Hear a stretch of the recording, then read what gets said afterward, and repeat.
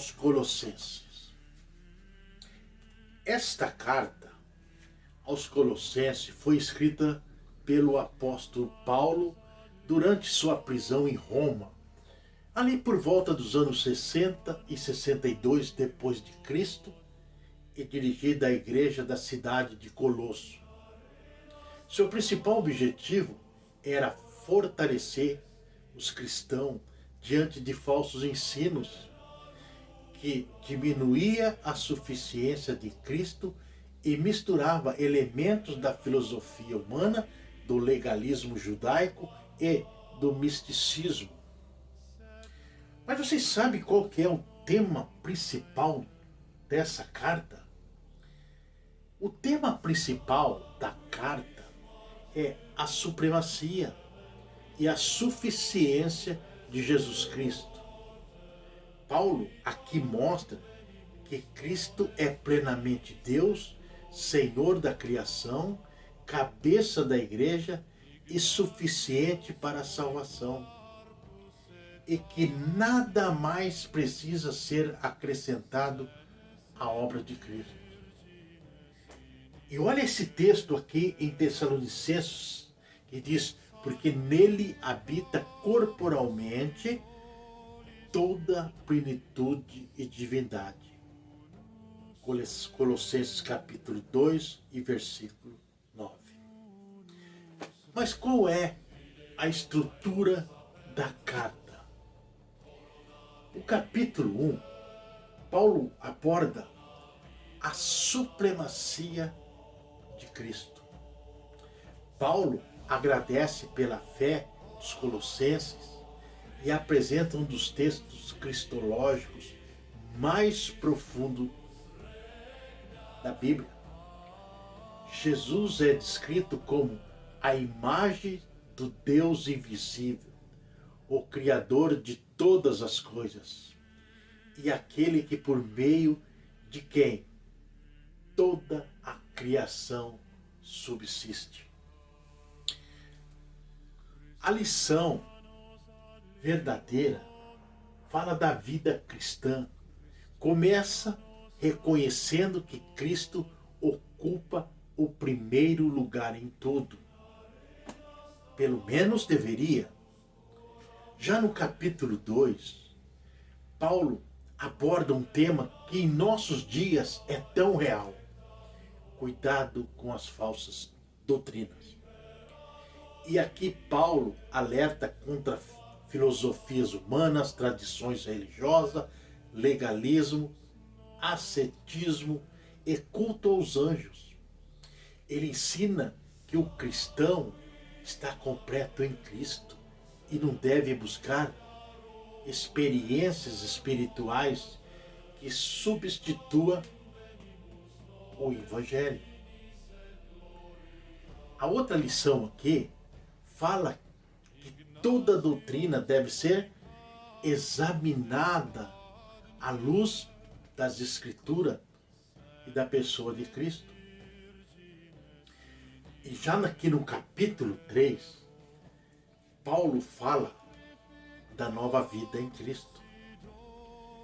Quem nasceu de novo deve abandonar o velho estilo, aquele estilo de vida, e revestir-se de amor, humildade, mansidão, perdão e santidade. Paulo também orienta sobre o relacionamento entre maridos e esposa, pais e filho, servo e senhor. A abordagem aqui é sobre a transformação interior. Produz uma mudança visível no comportamento diário. Já no capítulo 4, Paulo fala em perseverança e testemunho. Paulo incentiva a oração diária, constante, a sabedoria no relacionamento com os de fora e um testemunho fiel. E ele encerra a carta enviando saudações aos cooperadores do Evangelho. Aqui tem um detalhe. A vida cristã não é apenas conhecimento teológico, mas também testemunho, serviço. Isso Paulo aborda com uma visão brilhante, que fala que os principais ensinamentos teológicos e aponta que Cristo é plenamente Deus e plenamente suficiente para a salvação. Exatamente. A salvação é resultado da graça de Deus e da obra de Cristo. Olha que lindo isso. Paulo está sendo bem claro com essa relação. E ele diz que o cristão não deve acrescentar tradições humanas aos evangelhos. Isso Constantino fez lá no ano 320. A santificação é a evidência da nova vida em Cristo. A igreja tem Cristo como único cabeça, autoridade e suprema. Quer dizer, não há ninguém na terra, no mundo, que substitua Cristo.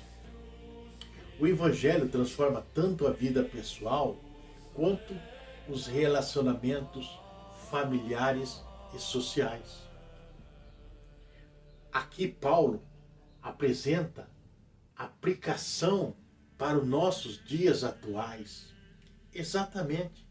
A mensagem de Colossenses continua extremamente relevante.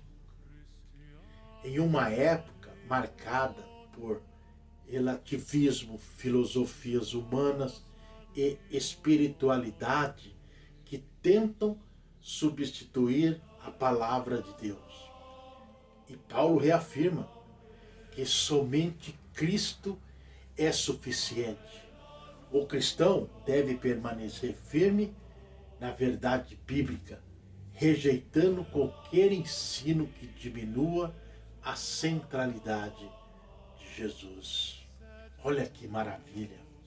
A carta também ensina que a fé genuína não se limita ao conhecimento intelectual.